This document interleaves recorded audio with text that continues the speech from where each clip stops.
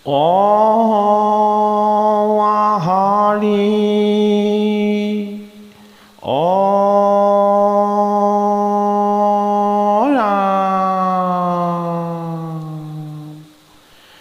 Krishna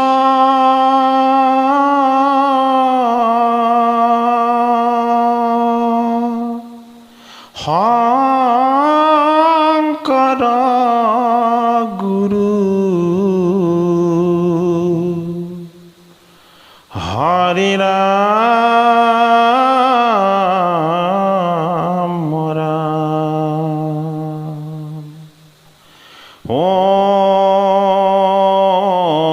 Namo Bhagavate Vasudevaya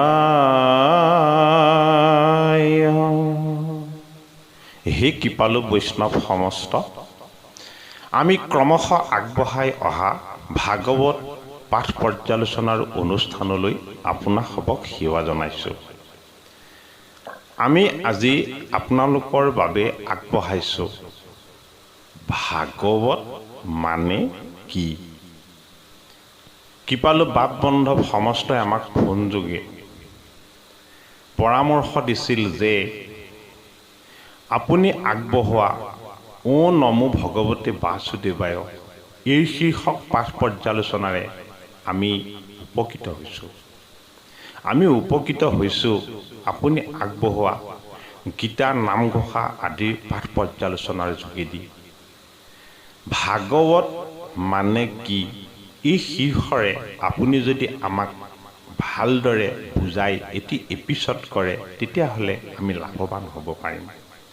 হে কৃপালু বাপ বান্ধৱ আই সমস্ত ভগৱন্ত কৃষ্ণৰ কথাৰ আনন্দই আমাক জীৱনৰ সমস্ত পাপ কলি কণ্ডল ইত্যাদিৰ পৰা মুক্ত কৰে। ভগৱন্ত কৃষ্ণৰ কথাই ভগৱন্ত কৃষ্ণৰ সান্নিধ্য দান কৰে। সেয়েহে ভগৱন্তৰ ভাগৱত কথা যদিও আমি ভালদৰে নাজানো নুবুজো তথাপিতো আপোনাসবৰ মাজত ভগৱন্তৰ স্বৰূপ তত্ত্ব আদি আমি বেকত কৰি আমিও ভগৱন্তৰ আৰু আপোনাসবৰ আশীৰ্বাদৰ ভাগী হ'ব বিচাৰোঁ। ও হে কৃষ্ণ যত জীৱনিত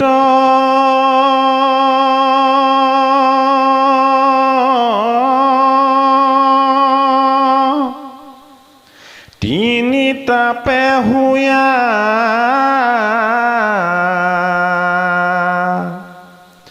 সন্তাপিত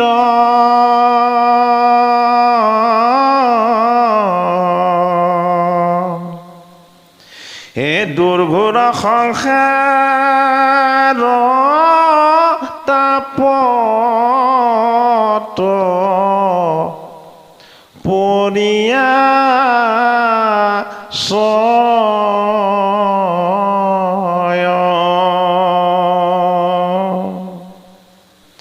হে তজু পদ চেত ছত্ৰ পায়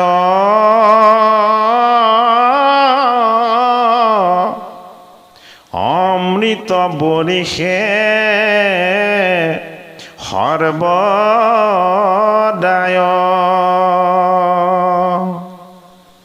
ও আৰ ছায়া বিনে নেদেখো আৰ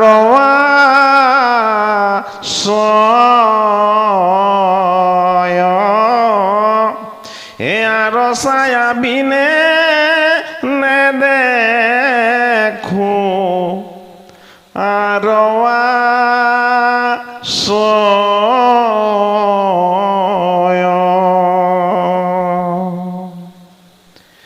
মহাপুৰুষ মাধৱদেৱে তেখেতৰ নামঘোষা শাস্ত্ৰৰ স্তুতি শীৰ্ষৰ 656 নম্বৰ জোকা ঘোষাত ভগৱন্ত ঈশ্বৰৰ কৃপাৰ সান্নিধ্য অবিহনে যত যিমান নিত্য হিচাপে তেওঁ জীৱ ৰচনা কৰিছে এই সমস্ত জীৱবিলাকেই আধি দৈবিক আধি ভৌতিক আৰু আধ্যাত্মিক এই তিনিটা তাপেৰে জীৱৰ লগত মায়াৰ বাসনাত যুক্ত হৈ এই তিনি তাপত সমস্ত জীৱই সন্তাপিত হয়। সেয়েহে দুৰ্ঘোৰ সংসাৰৰ তাপত প্ৰত্যেকজনেই তাপিত হ'ব লগা হয়, দুখ কষ্ট আৰু যান্ত্ৰণাৰ ভাগী হ'ব লগা হয়। সেইবাবেই তজু পদ চেত সত্ত প্ৰায় জগতৰ ঈশ্বৰৰ পদৰ চেত পবিত্ৰ শুদ্ধ আৰু অতি উজ্জ্বল উদ্দীপক জ্যোতি সদৃশ। সত্ৰ মানে হ'ল ছাতি বা ছাঁ বা আশ্ৰয়, প্ৰায় মানে হ'ল তেওঁ পৰিপূৰ্ণ যি দিব্য জ্যোতিময় তত্ত্ব। মাধৱ মহাপুৰুষে তজু পদ চেত সত্ত প্ৰায় এই পদেৰে নিবন্ধিত কৰা তত্ত্বৰ অৰ্থও হ'ব পাৰে ভাগৱত, য'ত সৰ্বদাই অমৃত বৰ্ষণ হয়। ইয়াৰ বাহিৰে জীৱৰ দুখ যান্ত্ৰণা কষ্ট তিনি তাপত সন্তাপিত হৈ থকা প্ৰত্যেক জীৱই উদ্ধাৰ হোৱাৰ বেলেগ কোনো ৰাস্তা অথবা পথ নাই। সেয়েহে এই ঘোষাজকাৰ আঁত ধৰি আমি ভাগৱত মানেনো কি আমি পৰ্যালোচনা আগবঢ়াবলৈ যত্ন কৰিছোঁ। হে কৃষ্ণ, যত জীৱ নিত্য তিনি তাপে হৈয়া সন্তাপিত, দুৰ্ঘোৰ সংসাৰৰ তাপত পৰি আশ্ৰয়। জগতৰ ঈশ্বৰে সতৰজতম তিনি অহংকাৰৰ যোগেদি মায়াক বেকত কৰি মায়াৰ যোগেদি জগত আৰু জীৱ তেখেতে ৰচনা কৰিছে।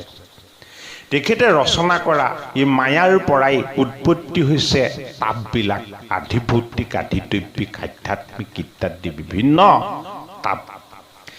এই তাপবিলাকে সংসাৰৰূপী মায়াৰ সাগৰত দুৰ্ঘোৰ অৰ্থাৎ ইয়াৰ পৰিমাণ কিমান ভয়াৱহ হ'ব পাৰে যেন কৈ শেষ কৰিব নোৱাৰি। এই দুৰ্ঘোৰ সংসাৰৰ তাপত প্ৰত্যেককেই দুখ যান্ত্ৰণা আৰু কষ্ট ভোগাইছে।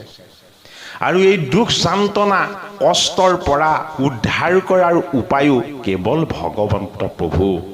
যে তজু পদ চেত সত্ত প্ৰায় ভগৱন্ত ঈশ্বৰৰ অৰুণ চৰণৰ পবিত্ৰ সান্নিধ্য সত্ত্বস্বৰূপ ছাতি বা আশ্ৰয়ত প্ৰায়স্বৰূপ তেওঁৰ সমস্ত পৰিপূৰ্ণ সমৰ্পিত ভক্তিৰ পথত সৰ্বদাই অমৃত বৰ্ষণ কৰে।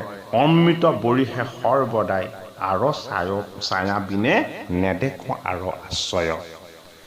ভগৱন্ত ভাগৱত প্ৰভুৰ সত্য ছায়াৰ অবিহনে জীৱই তিনি তাপৰ দুখ সন্তাপ আৰু কষ্টৰ পৰা মুক্ত হোৱাৰ কোনো বিকল্প পথ নাই। সেয়েহে পাণ্ডৱৰ নাতি পৰীক্ষিতে জীৱনৰ মায়া আৰু মোহৰ বাসনাৰ ফালে ধাবিত হৈ প্ৰজাবৎসল ৰজা হিচাপে ৰাজ্য শাসনৰ কথাটো এদিনৰ কাৰণে মাত্ৰ মনৰ পৰা আঁতৰ কৰি মৃগয়া কৰিবলৈ যাম বুলি সিদ্ধান্ত লওঁতেই জীৱনৰ সমস্ত খেলি মেলিবিলাক যেন আহি উপগত হ'ল। মায়াৰূপী মৃগৰ পাছে পাছে আমি জন্ম হোৱাৰ পৰাই সদায় ধাৱমান হৈ আছোঁ, আমি কিন্তু নাজানো।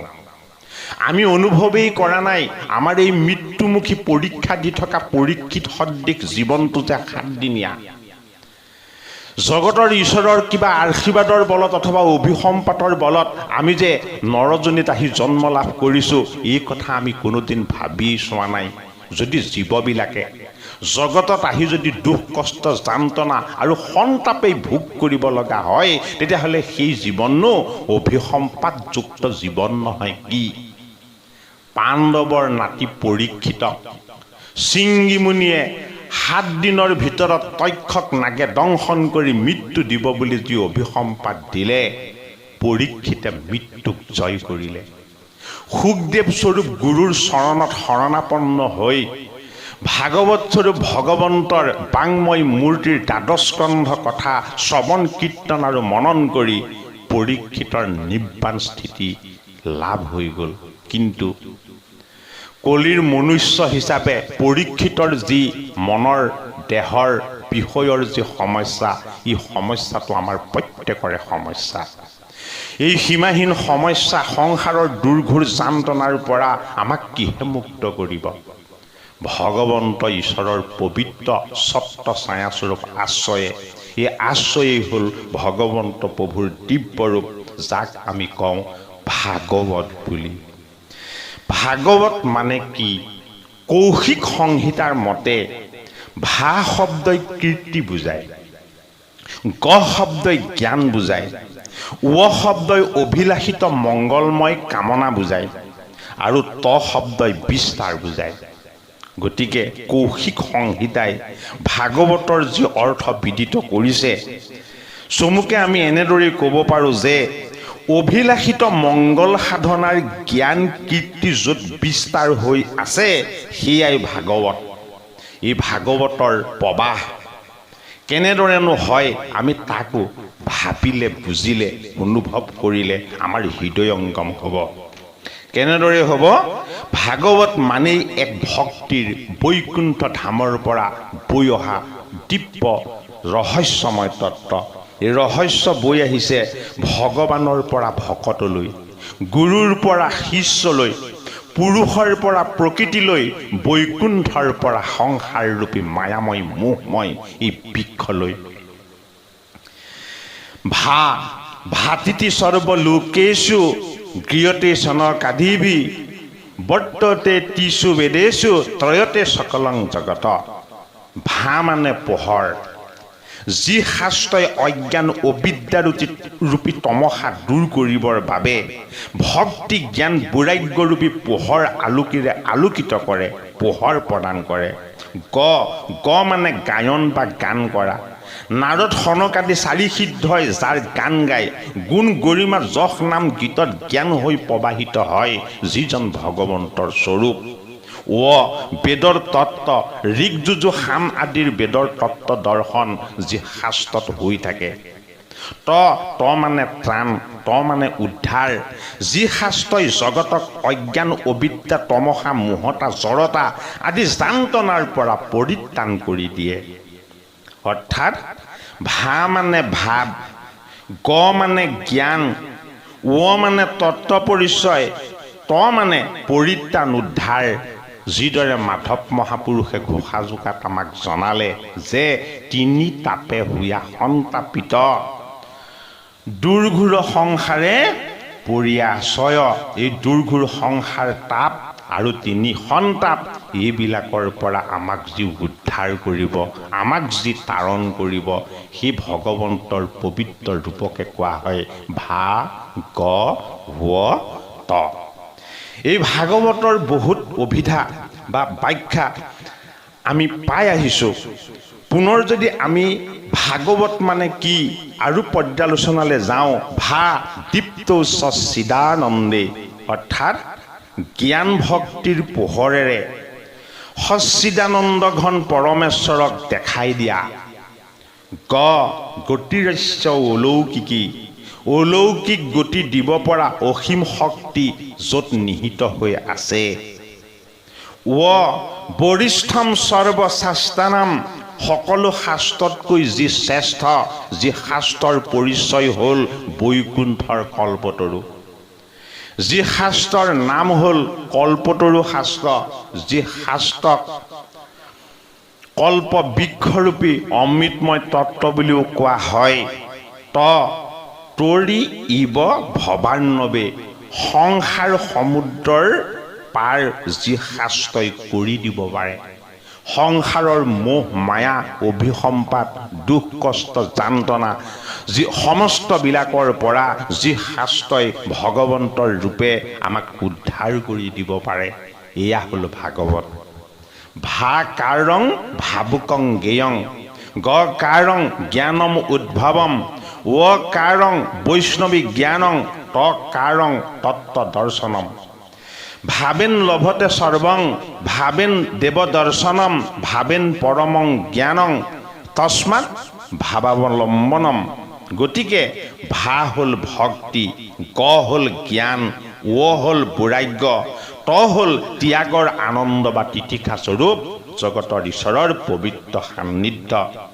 বন্ধনত দুখ যান্ত্ৰণা আৰু কষ্ট, ত্যাগতেই তিতিক্ষা আনন্দময় হৰিৰ প্ৰকাশ। সেয়েহে ভাগৱতে আমাক মোহতাৰ পৰা, জড়তাৰ পৰা, অজ্ঞানৰ পৰা, অবিদ্যাৰ পৰা উদ্ধাৰমুখী ঈশ্বৰৰ পৰম পবিত্ৰ অৰুণ চৰণ দৰ্শন কৰাই দিয়ে। মাধৱ মহাপুৰুষে সেয়েহে নামঘোষাত ঘোষিছে, ভাৱক ভাই ভজ ভগৱন্ত ভক্তি ভাৱে, আন যত হবে মিছা ভক্তিৰ ভাৱে। ভাবিলে ভাৱ অধীন হ'ব, সহচৰ হ'ব, ভাতৃসদৃশ হ'ব, ভক্তিৰ প্ৰেম জাগ্ৰত হ'ব, প্ৰবাহিত হ'ব, ভগৱানৰ ভক্তি হ'ব, জ্ঞান হ'ব যে ভক্তি জ্ঞান অবিহনে বাকী জ্ঞানে উদ্ধাৰ বা তাৰণ কৰিব নোৱাৰে। গতিকে ভাগৱত মানে ভাই ভক্তিযুক্ত ভাৱক ভাৱ কৰা বুজায়। ধৰ্মৰ চেতনাক জাগ্ৰত কৰিবলৈ, জড় চেতনাক চৈতন্য কৰিবলৈ, ধৰ্মৰ বোধক বলৱান শক্তিবান উদাৰ আৰু বিশাল কৰিবলৈ, ভীমৰ দৰে আত্মবলী হ'বলৈ ভাবিবলৈ অভ্যাস তথা ক্ৰমান্বয়ে অনুশীলন কৰিব লাগিব। ভাৱৰ অনুশীলনে ভক্তিৰ দ্বাৰা ভগৱানক জানিবলৈ, বুজিবলৈ চিন্তা কৰোঁতে কৰোঁতে অন্তৰত ভক্তিৰ জ্ঞানৰ উদয় হৈ বিদুৰ স্বৰূপ জীৱতীৰ, মৈত্ৰেয় স্বৰূপ সতৰজতম তিনি অহংকাৰৰ বৃত্তিৰ পৰা ভক্তি জ্ঞানৰ প্ৰকাশ হৈ জ্ঞান নিবৃত্তিৰ ফালে ধাৱমান হ'ব। সেয়েহে বৈকুণ্ঠৰ কল্পতৰু ভাগৱতৰ গয় জ্ঞানৰ গভীৰতা, জীৱাত্মাৰ লগত পৰমাত্মাৰ সংযোগ, বন্ধনযুক্ত অজ্ঞানৰ পৰা মুক্ত হৈ ভক্তিযুক্ত বৈষ্ণৱী জ্ঞানলৈ গতি কৰাব। ইয় কাৰণ বৈষ্ণৱী জ্ঞানং, যেতিয়াই ভাৱৰ দ্বাৰা জ্ঞান গভীৰ হৈ আত্মদৰ্শন তথা আত্মজ্ঞান লাভ হ'ব, বৈষ্ণৱী বুদ্ধিৰ প্ৰকাশ হ'ব। সবাকো মানিবা তুমি বিষ্ণু বুদ্ধি কৰি। বিষ্ণু বুদ্ধিৰে ঈশ্বৰ প্ৰাপ্তি ঘটিব। অন্তৰত এক ঈশ্বৰক দেখিওক নানা বাহিৰত অৱস্থা প্ৰাপ্ত হ'ব। তই বেদৰ শিৰোৰত্ন পুৰুষোত্তমৰ পৰম তত্ত্বক প্ৰতিপাদন কৰিছে। ভাগৱতৰ মংগলাচৰণৰ শ্লোকত কৈছে, প্ৰিয়ত ভাগৱত ৰসমালায়ং মহুৰহু ৰসিকা ভূবি ভাবুকা। ৰসিক ৰসত চতুৰ যিটো জন, কৃষ্ণৰ চৰণে দিয়ামন। মন প্ৰাণ ঢালি ভাৱত নিষ্পন্দন হোৱা ৰসিক আৰু ভাবুকসকলেহে এই ভাগৱতৰ অমৃত ৰস পান কৰিবলৈ আহ্বান জনোৱা হৈছে। এই তত্ত্বক ভাৱৰ গভীৰতাৰে, জ্ঞানৰ জ্যোতিৰে, বিষ্ণুময় বোধেৰে দৰ্শন হ'ব। বিষ্ণুময় দেখিবেক সমস্ত ভূতত, যত দেখা চৰাচৰ বিষ্ণুময় নিৰন্তৰ, হৰিত পৃথক কিছু নহয়। বিষ্ণুময় দৰ্শন পোৱা অৱস্থাই ভকতৰ চৰম লক্ষ্য আৰু অৱস্থা। এই অৱস্থা অতিশয় উত্তাপত ৰঙা হোৱা লো আৰু অগ্নিৰ মাজত কোনো পাৰ্থক্য নোহোৱাৰ দৰে। ভাৱ ভক্তি জ্ঞানৰ একাকাৰ ৰূপত অগ্নিমন্ত লো আৰু অগ্নিৰ মাজত অভিন্ন হৈ যোৱাৰ ব্যৱস্থা, যাক কোৱা হয় বৈষ্ণৱী বুদ্ধি বুলি। ভাগৱতকাৰে নিজেই কৈছে, বৈকুণ্ঠৰ শাস্ত্ৰ কৃষ্ণ মুখৰ বচন, আৰু কি তত্ত্বক পাৱে যেই সেইজন। আমি অকিঞ্চন মোহমতী, আমাৰ কাৰণে ভাগৱত বুজি নোপোৱা অতি দুষ্কৰ জটিল শাস্ত্ৰ। ইয়াকনো আমি কেনেদৰে বুজিব পাৰিম? হে বৈকুণ্ঠৰ কল্পতৰু ভাগৱত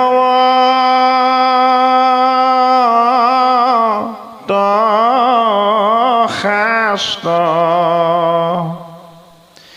এই হাৰ উত্তম ফল হৰিনাম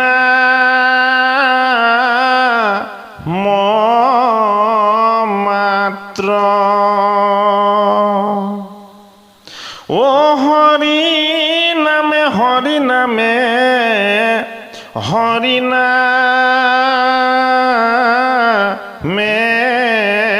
গতি। এই হৰিনামে ভকতৰ কেৱল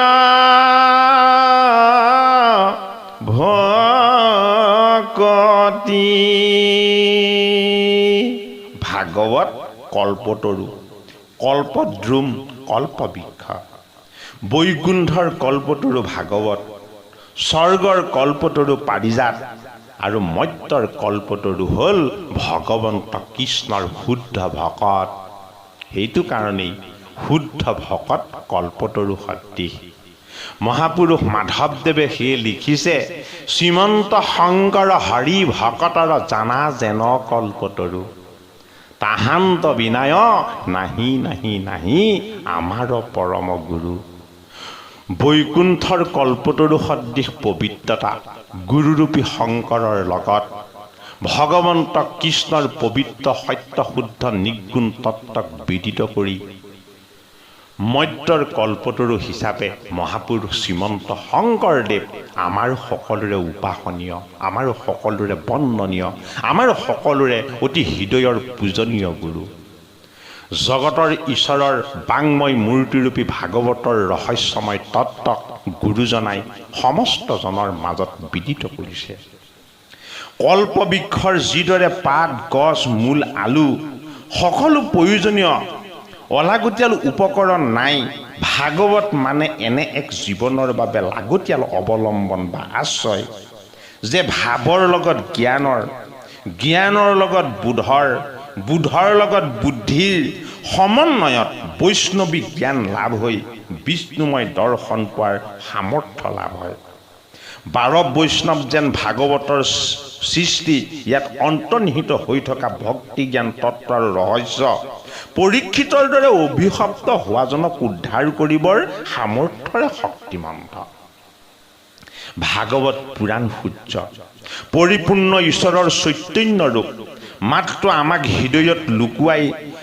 থাকি আত্মাই চৈতন্য কৰি ৰাখিছে বুলি ভাবিব পৰা জ্ঞানৰ অভাৱতেই অজ্ঞানৰ জড়তাত নিস্তেজ হৈ থাকোঁ আমি প্ৰত্যেকেই সেইবাবে ভা মানে পোহৰ ভাৱ আদি এই ভগৱন্তৰ পবিত্ৰ পোহৰক আমি সাক্ষাৎ কৰিবলৈ ভগৱন্ত ঈশ্বৰৰ পৰমাত্মাৰ সান্নিধ্য আমি লাভ কৰিবলৈ আমি ভাৱক গভীৰ কৰিব লাগিব ভাৱক ভাবিবৰ কাৰণে অনুশীলন কৰিব লাগিব ভাৱক বুদ্ধিৰ যোগেদি ঈশ্বৰ তত্ত্বৰ ফালে ধাৱমান কৰাব লাগিব যিহেতু ভাগৱত মানেই হ'ল ভগৱন্তৰ পৰমাত্মাৰ বাংময় মূৰ্তিৰূপী পৰিপূৰ্ণ শুদ্ধ ৰূপ হে চৈতন্য আদিত্য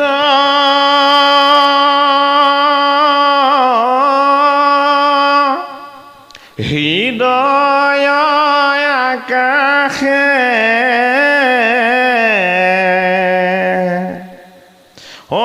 সৰ্বদায়ে প্ৰকাশ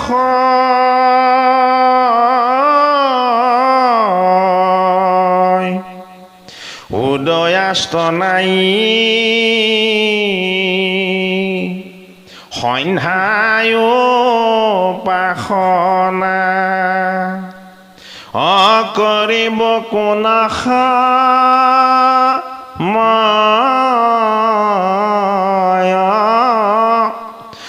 অকৰিব কোন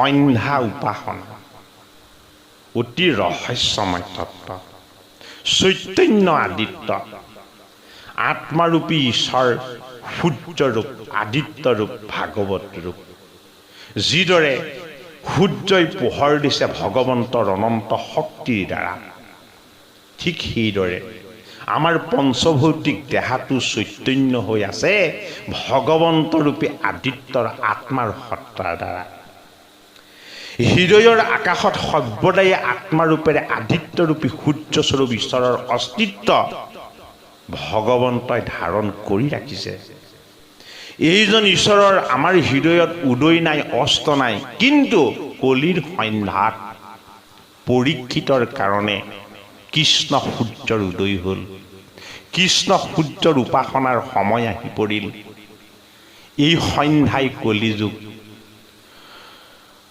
সত্য যুগত ধ্যানত, তেতা যুগত যজ্ঞত, তাপৰ যুগত পূজাত যিজন হৰিক পৰিপূৰ্ণ ৰূপত কোনেও পাব নোৱাৰিছিল, কলিৰ সন্ধ্যাত জীৱনৰ পবিত্ৰতাৰ পৰিপূৰ্ণ সময়ত সুখদেৱ স্বৰূপ গুৰুৰ মুখেৰে জ্ঞান ভক্তি বৈৰাগ্যৰ ৰহস্যময় পাৰত অভিশপ্ত জীৱন 7 দিনীয়া মনৰ অপবিত্ৰতাৰে মৰা সাপ মেৰিয়াই সমীক মুনিক অসুচি কৰিলে।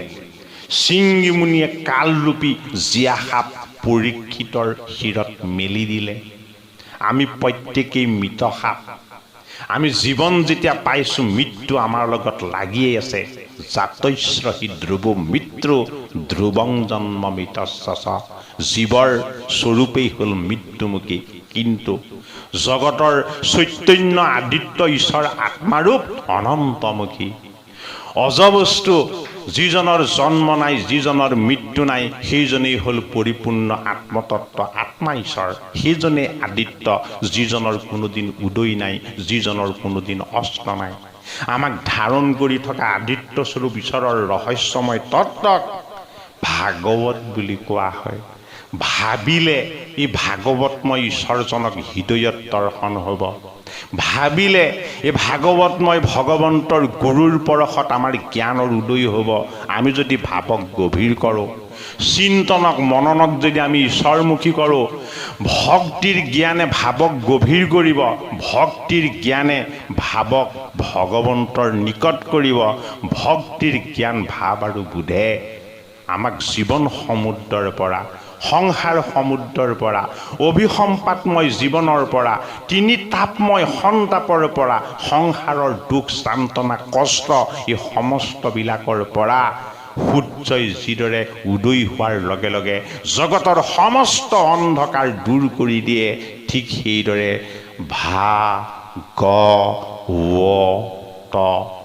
জগতক পোহৰ কৰি দিয়াৰ ব্যৱস্থা।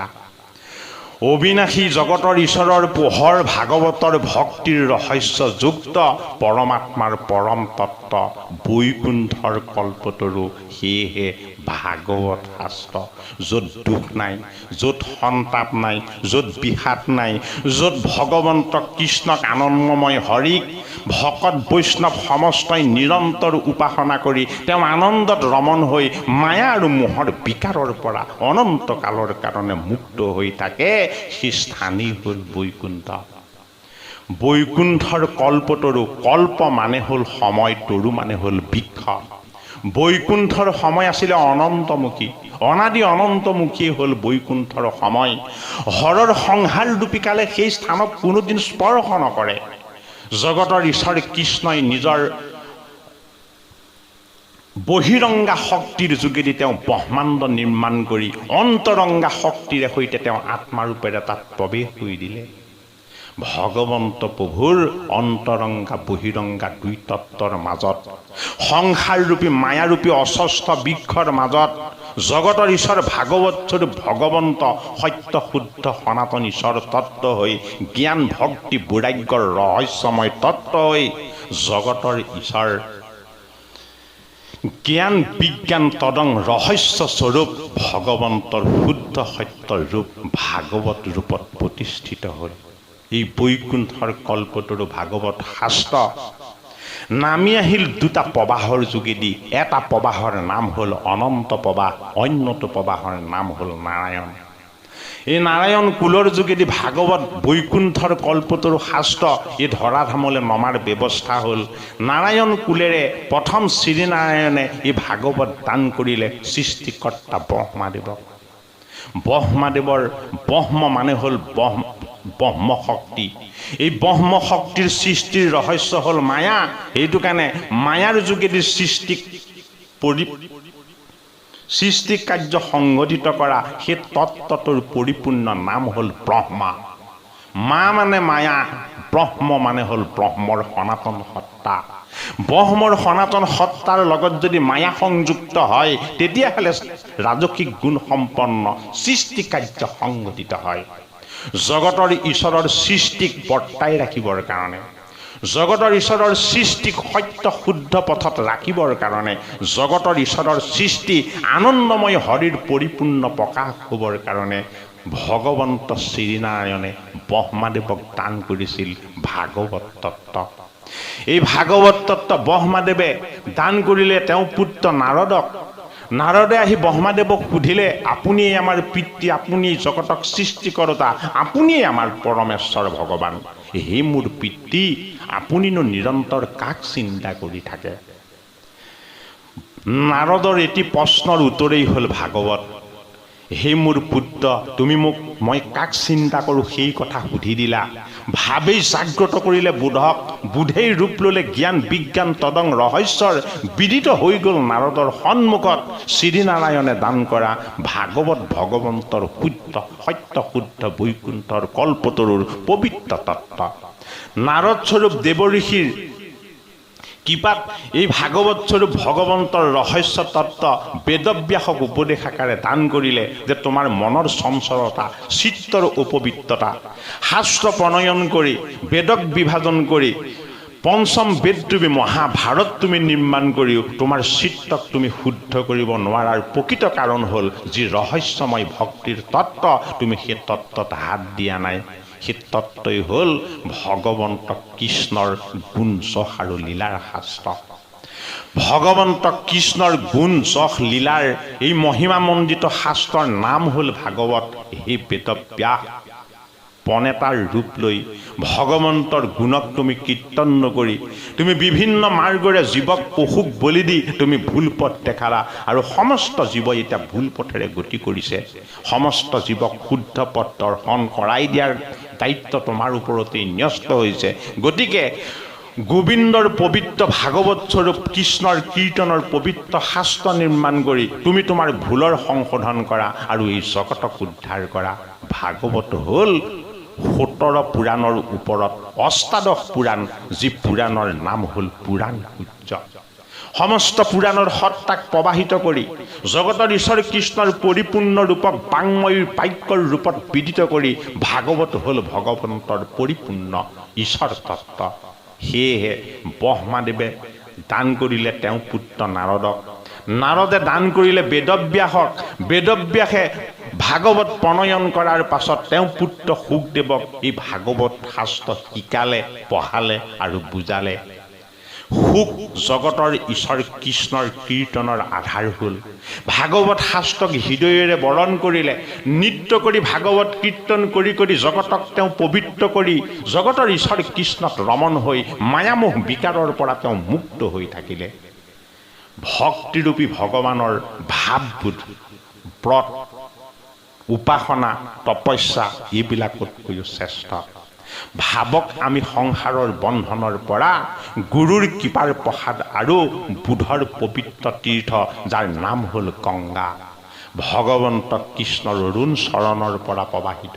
সেয়েহে ভক্তিৰূপী ভাৱৰূপী জ্ঞানৰূপী পবিত্ৰ গংগাৰ তীৰত পৰীক্ষিত স্বৰূপ পাণ্ডৱৰ নাতিয়ে ব্ৰত পালন কৰিলে, ঈশ্বৰক চিন্তা কৰিলে। সহস্ৰ ঋষিক তেওঁ প্ৰশ্ন সুধিলে যে মই ঋষিৰ শাপৰ পৰা কেনেদৰে মুক্ত হ'ব পাৰিম। নানা ঋষিৰ নানা মত, কোনো মতেই পৰীক্ষিতক আশ্বস্ত কৰিব নোৱাৰিলে। অন্তিম সময়ত বেদব্যাসৰ শাস্ত্ৰক চৈতন্য কৰি জগতক পোহৰ কৰি থকা শুকদেৱ স্বৰূপ গুৰু গংগাৰ পাৰত নিজেই আহি উপস্থিত হ'ল গুৰু গোবিন্দ, গুৰু অন্তৰ্যামী, গুৰু ভাগৱত মূৰ্তি। যি ভকতে তেওঁক আহ্বান কৰে হৃদয়েৰে, সেইজন ভকতৰ ওচৰত ভগৱন্ত স্বৰূপ গুৰু নিজেই আহি উপস্থিত হয়। এই ভাগৱত ভগৱন্ত হ'ল বৈকুণ্ঠৰ পৰিপূৰ্ণ পৰম তত্ত্ব। পৰীক্ষিত নামৰ ভকতে যেতিয়া পাপমোচনৰ কাৰণে অভিসম্পাতৰ পৰা নিষ্ঠাৰ পাবৰ কাৰণে কোনো ধৰণৰ সুসমাধান নাপালে, গুৰুৰূপী গোবিন্দৰ ৰূপ হৈ ভাগৱত স্বৰূপ কল্পতৰু শাস্ত্ৰৰ কীৰ্তন কৰি সমস্ত জগতক উদ্ধাৰ কৰোৱাৰ ব্যৱস্থা হৈ শুকদেৱ মহাৰাজে আহি 7 দিন পৰীক্ষিতক ভাগৱত কীৰ্তন কৰি শুনালে। দ্বাদশ স্কন্ধ ভাগৱত জগতৰ ঈশ্বৰৰ পৰিপূৰ্ণ ৰূপ। পৰীক্ষিতে শ্ৰৱণ কৰিলে, শ্ৰৱণ কৰি তেওঁ সমস্ত পাপৰ পৰা মুক্ত হ'ল। মৃত্যুমুখী জীৱই বিষ্ণুৰাজস্বৰূপ বিষ্ণুৰ অংশ বৈষ্ণৱী জ্ঞানৰ গৰাকী হ'ল। আৰু সমাপ্তিত পৰীক্ষিতে তেওঁ গুৰু শুকদেৱক জনালে, হে মোৰ গুৰুজন, হে গোবিন্দ, মইতো বিৰাট ঈশ্বৰৰ বিৰাট অংশ, মইতো দেহ নহয়, মই হলো আত্মা, মই হলো জগতৰ শ্ৰীহৰিৰ ভাগৱতময় ভগৱন্তৰ শুদ্ধ ৰূপ, মই এই কৃষ্ণৰ পৰিপূৰ্ণ অংশ, হে জগতৰ ঈশ্বৰ। মই গম পালোঁ মই কোন আছিলোঁ। মায়া আৰু মোহৰ বিকাৰত পৰি অভিসম্পাতৰ তাপত পৰি তিনি তাপৰ উত্তাপেৰে নিজেই তাপিত হৈ হাহাকাৰ কৰি থকা পৰীক্ষিতে অন্তিম সময়ত ভগৱন্ত কৃষ্ণত নিব্বাণ লাভ কৰিলে। ভাগৱত ভগৱন্তৰ পবিত্ৰ সত্য শুদ্ধ তত্ত্বই অজ্ঞান অবিদ্যা জড়মোহতাৰ পৰা আমাক মুক্ত কৰি ভগৱন্ত কৃষ্ণৰ পৰম পবিত্ৰ কৃপাৰ সান্নিধ্য দান কৰি আমাৰ জীৱনৰ দুখ তাপ সন্তাপ সমস্তবিলাকৰ পৰাই ভাগৱত ভগৱন্তৰ ভাগৱত স্বৰূপ ৰহস্যময় তত্ত্বই আমাক উদ্ধাৰ কৰি দিব পাৰে। সেয়েহে বৈকুণ্ঠৰ কল্পতৰু এই ভাগৱত মৰ্ত্যৰ ভকতৰ কাৰণে হ'ল ঈশ্বৰ তত্ত্ব, ভগৱন্তৰ পৰিপূৰ্ণ তত্ত্ব। আমি ভাবিব লাগিব গভীৰভাৱে, আমি মনেৰে সৈতে চিন্তা কৰিব লাগিব ঈশ্বৰক। ভাগৱতৰ প্ৰতিটো কথাই আমি ভাবিলেহে তাৰ বোধৰ আমাৰ যি জ্ঞান, এই জ্ঞানৰ উদয় হ'ব। সেয়েহে ভগৱন্ত ঈশ্বৰৰ নাম অক্ষয় অমৃত। বৈকুণ্ঠৰ কল্পতৰু ভাগৱত শাস্ত্ৰ, ইহাৰ উত্তম ফল হৰিনাম মাত্ৰ। ভাৱক গভীৰ নকৰিলে নামৰ সাক্ষাৎ নহ'ব।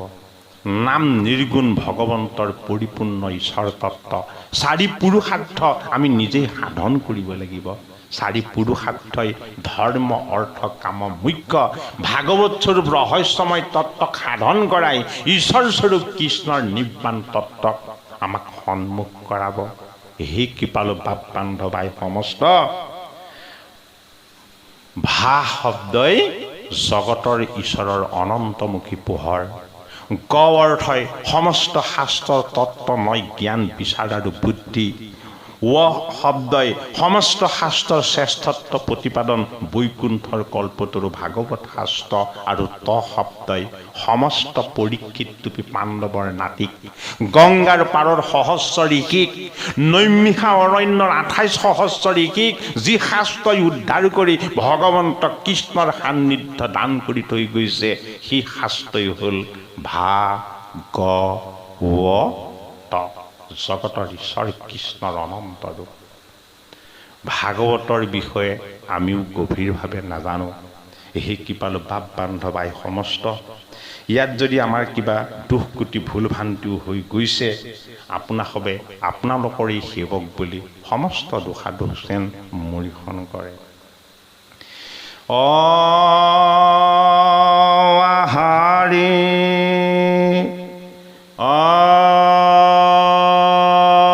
ৰাম, জয় গুৰু শংকৰ মাধৱ কৃষ্ণ। হে কৃপালু বাপ বান্ধৱ সমস্ত। ভাগৱত মানে কি আমি আপোনাসৱক আজি ক'বলৈ যত্ন কৰিলোঁ। ইয়াৰ পাছত আমি আপোনাসৱৰ বাবে পুনৰ অতি সৰল সহজ ভাষাত ছাত্ৰ ছাত্ৰীও নৱ যুৱ প্ৰজন্ময়ো বুজি পোৱাকৈ ভাগৱতৰ প্ৰথম স্কন্ধ মানে কি, ভাগৱতৰ মংগলাচৰণৰ ৰহস্য তত্ত্ব কি, ভাগৱতৰ প্ৰথম স্কন্ধত থকা প্ৰতিটো তাত্ত্বিক আৰু সাধাৰণ দিশ আমি আপোনালোকৰ সন্মুখত এটি এটি খণ্ডকে উন্মুক্ত কৰি দিবলৈ যত্ন কৰিম। আও হৰি আও ৰাম, জয় গুৰু শংকৰ মাধৱ কৃষ্ণ।